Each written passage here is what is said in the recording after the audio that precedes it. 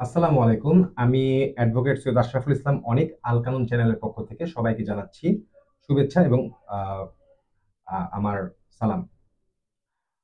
আজকে আমাদের আলোচনার বিষয়টি হচ্ছে ট্যাক্স এবং হচ্ছে গিয়ে ট্যাক্স রিলেটেড কিছু প্রশ্ন।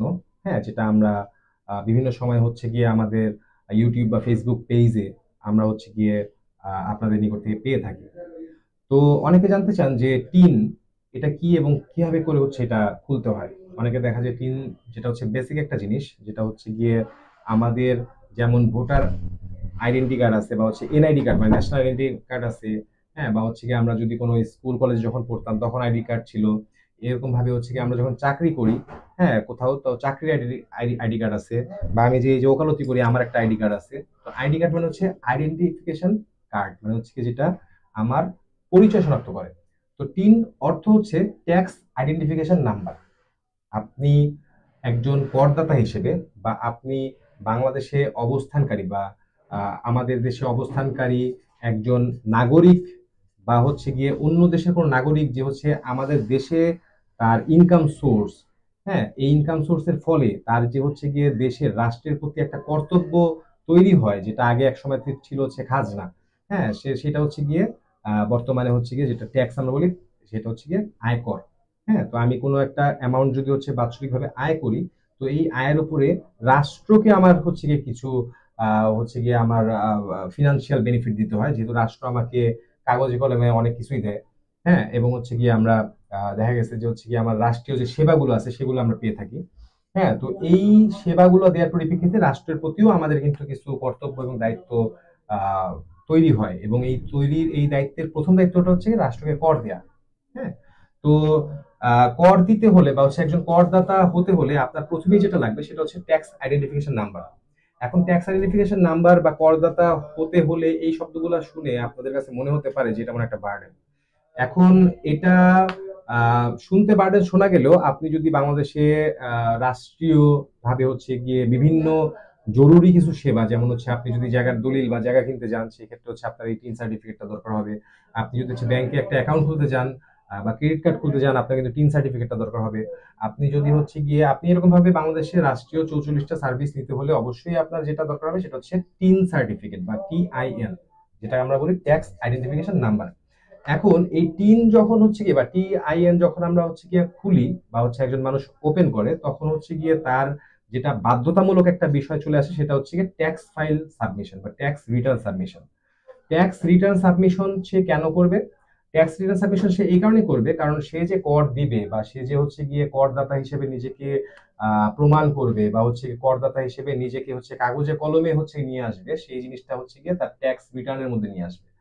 এখন এই ক্ষেত্রে আমার বছরটা কিভাবে করে গণনা হয়? বছরটা গণনা হয় হচ্ছে 1 জুলাই থেকে 30 জুন পর্যন্ত। তার মানে আমি 2024 সালের 1 জুলাই থেকে 2025 সালের 30 জুন পর্যন্ত যে ইনকামটা করেছি বাৎসরিক ইনকাম, সেই ইনকামের উপর আমি কিন্তু হচ্ছে জুলাইয়ের পর থেকেই বা 30 জুনের পর থেকেই মানে হচ্ছে গিয়ে 1 জুলাই 2025 সাল থেকে আমার ট্যাক্স দেওয়ার সময় কিন্তু শুরু হয়ে গিয়েছে। এবং এই সময়টা স্বাভাবিকভাবে যেটা হচ্ছে গিয়ে থাকে সেটা হচ্ছে গিয়ে 30 নভেম্বর পর্যন্ত, যেটা হচ্ছে প্রতি বছর বাড়ানো হয় 1 মাস। ঠিক আছে, এখন অনেকে ওই আশায় থাকে যে হচ্ছে 1 মাস বাড়ানো হইলে হইতে পারে, কিন্তু এটা এটা যে বাধ্যতামূলক তা না। হ্যাঁ, যারা হচ্ছে গিয়ে কর্তৃপক্ষ বা যারা হচ্ছে গিয়ে এই জিনিসটা দায়িত্বে আছে তারা যে বাড়াবেই এমন কোনো কোথাও লেখা নেই। হ্যাঁ, তারা চাইলে নাও বাড়াইতে পারে, এবং না বাড়াইলে হচ্ছে গিয়ে আপনি যদি সে আশায় থাকেন তাহলে আপনার পরবর্তী জরিমানা আসতে পারে। এখন যাই হোক, আমি ওইদিকে না যাই, আমি যেটা বলতে চাচ্ছি যে তার মানে 30 নভেম্বর পর্যন্ত হচ্ছে আপনার বাৎসরিক যে কর আপনি যে ইনকাম করেছেন সেই কর দেয়ার হচ্ছে গিয়ে আপনার ইউনিভার্সাল সেই কর দেওয়ার হচ্ছে গিয়ে আপনার নির্ধারিত সময়। এর পরবর্তীতে আপনি যদি দেরি করেন বা হচ্ছে গিয়ে এর পরবর্তীতে সরকার যদি সময় না বাড়ায় বা রাষ্ট্র যদি সময় না বাড়ায়, সেই ক্ষেত্রে কিন্তু আপনার হচ্ছে গিয়ে জরিমানা আসতে থাকবে। এখন আপনি বললেন যে ভাই আমি ট্যাক্স ফাইল জমা দিলাম না, কি হয়েছে?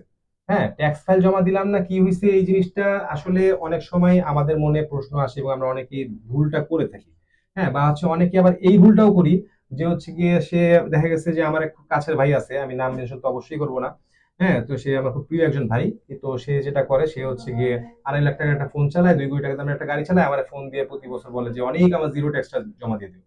এখন আমার কথা হচ্ছে জিরো ট্যাক্স জমা দিয়ে দিও। তো সে জিরো ট্যাক্স আমার দিতে সমস্যা নেই, আমি তাকে একটু মনে করাই দিই যে ভাই আপনি তো রাষ্ট্রের একজন সুনাগরিক হতে হলে বা সুনাগরিক হিসেবে আপনার তো হচ্ছে গিয়ে আপনি অ্যাটলিস্ট, হ্যাঁ, আপনার হচ্ছে গিয়ে ইনকামের কাছাকাছি একটা আপনি ট্যাক্স তো অবশ্যই দেওয়া উচিত। তো সে তো আমি যেটা নিয়ে কথা বলতেছি সেটা হচ্ছে গিয়ে ট্যাক্স না দেওয়ার ফলাফল। তো সে কোন ফলাফলে ভুগলো সেটা শুনুন। সেটা হচ্ছে গিয়ে সে যখন হচ্ছে গিয়ে একটা ভালো একটা হচ্ছে গিয়ে কোম্পানির সাথে তার হচ্ছে গিয়ে একটা এগ্রিমেন্ট করতে গেল, সেই সময় সেই রিকগনাইজড ইন্টারন্যাশনাল কোম্পানিটার রিকোয়ারমেন্ট ছিল যে বিগত 3 বছরের ট্যাক্স রিটার্নে মিনিমাম ট্যাক্স হচ্ছে গিয়ে অ্যাটলিস্ট 20,000 করে থাকতে হবে। তাহলে এখন কি হইলো, সে তো প্রতি বছর জিরো ট্যাক্স দিয়ে আসছে। হ্যাঁ, তো জিরো ট্যাক্স যেহেতু দিয়ে আসছে, এখন সে কিন্তু হচ্ছে বিপদে পড়ছে। তার মানে কি, তার হচ্ছে গিয়ে ওই কোম্পানিটার সাথে এগ্রিমেন্টে যাওয়া হলো না। হ্যাঁ, এখন এটা হচ্ছে গিয়ে তার ক্ষেত্রে, কারণ সে অ্যাটলিস্ট ট্যাক্স ফাইল জমা দিছে, তার মানে হচ্ছে গিয়ে তার অ্যাটলিস্ট হচ্ছে ট্যাক্স অফিস থেকে এখন কোনো চিঠি আসে নাই। আর ট্যাক্স ফাইল যদি আপনারা রিটার্ন বা ট্যাক্স রিটার্নটা যদি আপনি সাবমিট না করেন, সেক্ষেত্রে কি হবে?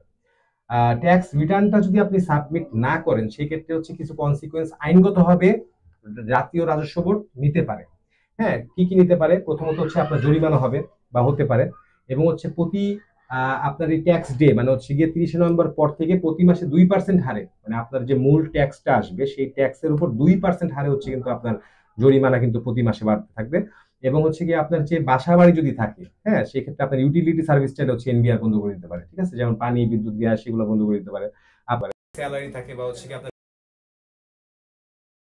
এবং হচ্ছে মোটামুটি হচ্ছে গিয়ে সে কিন্তু হচ্ছে গিয়ে আপনার এরকম যে হচ্ছে গিয়ে অর্থনৈতিক যে লেনদেনের বিষয়গুলো আছে সেগুলোতে কিন্তু সে ব্যাপক হস্তক্ষেপ করতে পারে। এবং আপনারা হয়তো বা সবাই জানেন যে হচ্ছে রিসেন্টলি জাতীয় রাজস্ব বোর্ড হচ্ছে প্রত্যেকটা ব্যাংকের উপরে হচ্ছে গিয়ে প্রত্যেকটা ব্যাংকের যে হচ্ছে অ্যাকাউন্ট হোল্ডার, তাদের অ্যাকাউন্টের উপর কিন্তু হচ্ছে গিয়ে তারা, হ্যাঁ, নজরদারি করতেছে বা করবে, এবং হচ্ছে এটা পজিটিভলি করবে, কারণ হচ্ছে গিয়ে এটার কিছু সুফল আছে। হ্যাঁ, তো এই সুফলগুলা আলাদা ইস্যুতে আমরা হয়তো বা কখনো বলবো। হ্যাঁ, তো মূল কথা হচ্ছে এটা, যার মানে হচ্ছে গিয়ে আপনি টুডে অর টুমোরো যদি হচ্ছে গিয়ে এটা ভাইবে থাকেন যে হচ্ছে আমি ট্যাক্স দিচ্ছি না, দিব না এবং কিছু হবে না, তাহলে এটা খুব একটা ভুল ধারণা।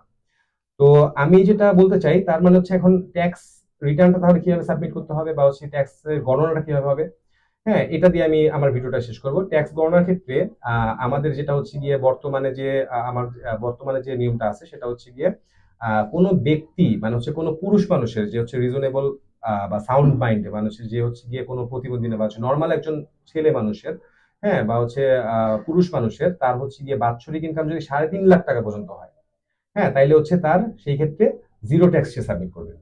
3.5 লাখ টাকার মতো তার হচ্ছে ট্যাক্স লায়াবিলিটি জিরো। পরবর্তী 1 লাখ টাকার জন্য হচ্ছে সে 5% দিবে, তার মানে 5,000 চলে আসবে। ঠিক আছে, এইভাবে করে হচ্ছে গিয়ে একটা টেবিল আছে, যে টেবিলটা অনুযায়ী হচ্ছে তার কিন্তু হচ্ছে ট্যাক্সটা পে করতে হবে। এখন এখানে বিষয় আছে, অনেক ছাড় আছে, অব্যাহতির বিষয় আছে, এই বিষয়গুলো নিয়ে আমরা হয়তো বা কখনো সামনে একটা ভিডিও করবো। আর মেয়ে মানুষের জন্য বা দেখা গেছে নারীদের জন্য এই জিনিসটা বা ট্যাক্স লাইবিলিটিটা আরেকটু হচ্ছে ফ্লেক্সিবল করা হয়েছে, যেমন নারীদের জন্য বা বয়স্কদের জন্য বা হচ্ছে প্রতিবন্ধীদের জন্য নারীদের জন্য বা বয়স্কদের জন্য যেটা হচ্ছে কি আপনার বাৎসরিক ইনকাম হার সেটা কিন্তু হচ্ছে 4 লাখ টাকা মতো। তার মানে 4 লাখ টাকা পর্যন্ত হচ্ছে কি একজন নারী যে কেউ যদি হচ্ছে ইনকাম করে সে কিন্তু জিরো ট্যাক্স দিবে। এখন এই 4 লাখ টাকা যেটা হচ্ছে গিয়ে হচ্ছে তার ট্যাক্সেবল ইনকাম, লাইক হচ্ছে গিয়ে সেটার উপরে ট্যাক্স আসবে। হ্যাঁ, এখন তার মানে কি সে 4 লাখ ইনকাম করে না? এখানে সে 4 লাখ ইনকাম করে এমন কোনো কথা নাই।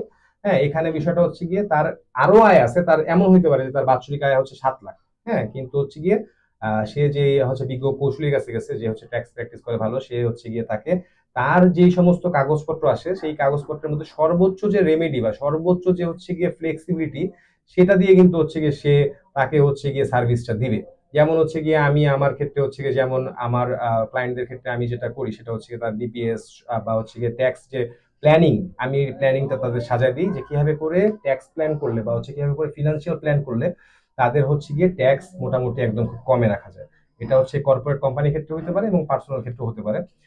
আর যেটা হচ্ছে বিষয় তো বর্তমানে ট্যাক্স দেওয়ার যে সিস্টেমটা বা ট্যাক্সটা আমরা কিভাবে দিব, আমরা বিগত বছরগুলোতে বা বিগত সময়ে আমরা মোটামুটি সবসময় দেখা গেছে যে হচ্ছে গিয়ে ট্যাক্স জোন গুলাতে মানে হচ্ছে গিয়ে আপনার এই আমার যখন টিন সার্টিফিকেট আমি যখন করবো বা টিআইএন আমি যখন করবো সেই সময় কিন্তু এটার মধ্যে আমার লেখা থাকবে যে আমি কত অঞ্চলের করদাতা এবং কত সার্কেলের করদাতা। এমন হতে পারে যে আমার ট্যাক্স জোন হচ্ছে 5 এবং হচ্ছে কর সার্কেল হচ্ছে কি 120। হ্যাঁ, তো এটা একটা তো এই সার্কেলে আমার যেতে হতো আগে। তো এখন বর্তমানে যেহেতু হচ্ছে ডিজিটাল সময় এবং ডিজিটাল যুগ, সারা বিশ্ব এখন হচ্ছে গ্লোবালাইজ হয়ে গেছে। তো তো সেই ক্ষেত্রে হচ্ছে গিয়ে আমাদের কিন্তু হচ্ছে গিয়ে রাষ্ট্র বা আমাদের যে সরকার তারা কিন্তু হচ্ছে গিয়ে এটাকে হচ্ছে গিয়ে অনলাইনে নিয়ে আসছে, হ্যাঁ অনলাইনে নিয়ে আসছে, এবং হচ্ছে যে কেউ চাইলে ইউনিভার্সাল সেলফ সিস্টেমে সে হচ্ছে তার নিজের ট্যাক্স কিন্তু হচ্ছে সে নিজে গণনা করে সে কিন্তু হচ্ছে গিয়ে নিজেই সাবমিট করতে পারে। তবে এই ক্ষেত্রে যেটা হচ্ছে সতর্ক থাকতে হবে যে আপনি যদি প্রথম করদাতা হন সেই ক্ষেত্রে আপনার প্রথম ট্যাক্স ফাইলের যে ফ্লেক্সিবল করার যে জায়গাটা এটা অনেক বেশি থাকে। হ্যাঁ, যেটা যদি আপনি হচ্ছে গিয়ে কাঁচা হাতে করেন বা হচ্ছে আমি যদি বলি যে হচ্ছে আপনি ওইভাবে করেন নাই, আপনি আল্লাহর রাস্তায় একটা ফাইল দিলেন, তো এইভাবে যদি করেন তাহলে আপনি হয়তো বা হচ্ছে গিয়ে আমার কাছে মনে হয় যে আপনি প্রথম ফাইলটা আপনি হচ্ছে গিয়ে কোনো একজন ভালো ট্যাক্স লয়ারের কাছে আপনি একটু শুনে বা হচ্ছে গিয়ে আপনি একটু যাচাই করে বা আপনি তাকে একটু পরামর্শই নিলেন যে হচ্ছে ভাই কিভাবে সাজাবো, হ্যাঁ বা স্যার কিভাবে সাজাবো। সেই ক্ষেত্রে হচ্ছে সে কিন্তু আপনাকে ফ্লেক্সিবল একটা হচ্ছে গিয়ে আপনার একটা ট্যাক্স ফাইল ছাড়িয়ে দিবে যেখানে আপনার হচ্ছে সুযোগ থাকে প্রথম ফাইলটাতে যে হচ্ছে আমরা দেখাইতে পারি যে হচ্ছে আমার লাইফ সেভিং ছিল এত, এটা ছিল এত, ওইটা ছিল এত। তো এই হচ্ছে বিষয়, আমি বলবো যে সবাইকে আমি এনকারেজ করি যেহেতু হচ্ছে গিয়ে আয়কর দেওয়ার ক্ষেত্রে আয়কর পরিপত্র, আয়কর নির্দেশিকা এগুলো সব পাওয়া যায়, এগুলো দেখে পড়া লেখা শিখে হচ্ছে যার যারটা শেষে দিতে পারে, কিন্তু তারপরও যেহেতু প্রত্যেকটা লাইনে স্পেশাল বলতে একটা বিষয় আছে বা স্পেশালিস্ট বলতে একটা বিষয় আছে, তো সেই ক্ষেত্রে হচ্ছে অবশ্যই বিশেষজ্ঞ পরামর্শ নিয়ে অবশ্যই এটা হচ্ছে সাজেস্ট আমি করব। হ্যাঁ, কারণ হচ্ছে বছরে একবারই তো। তো তাতে যদি আপনার ফিনান্সিয়াল যে প্ল্যানিং সেটা যদি আগায় যায় তাহলে তো ভালো। কারণ আপনি যদি বিদেশ যেতে চান বা কোনো টেন্ডার নিতে চান বা হচ্ছে কোনো রকম হচ্ছে ফিনান্সিয়াল কোনো রাষ্ট্রীয় কাজ করতে চান সেক্ষেত্রে কিন্তু ট্যাক্স ফাইলটা খুব জরুরি। হ্যাঁ, এবং হচ্ছে গিয়ে ট্যাক্স ফাইলের ক্ষেত্রে আপনি যদি হচ্ছে প্রপারলি হচ্ছে হিসাব নিকাশ না করেন তাহলে আবার দেখবেন যে ট্যাক্স কিন্তু আপনি হচ্ছে গিয়ে 5,000 টাকা আপনার মিনিমাম ট্যাক্সে আপনি হচ্ছে বাৎসরিক আয় দেখাতে পারতেন 7 লাখ 8 লাখ টাকা, আপনি কিন্তু 3 লাখ টাকার মধ্যে ওইটা 3 লাখ টাকার মধ্যে দেখা কিন্তু আপনি। তো যাই হোক, এখন আমাদের আমি এত কথা বললাম এখানে আসলে সব কথাই হচ্ছে গিয়ে আপনাদের সুবিধার জন্য বা আপনাদের সাথেই। হ্যাঁ, তো ইনশাল্লাহ আশা রাখি যে আমরা নতুন কোনো পর্বে নতুন কোনো বিষয় নিয়ে আলোচনা করব। সবাইকে ধন্যবাদ এবং শুভকামনা সবার জন্য এবং আল কানুন চ্যানেলের জন্য আমার পক্ষ থেকে আন্তরিকভাবে শুভকামনা।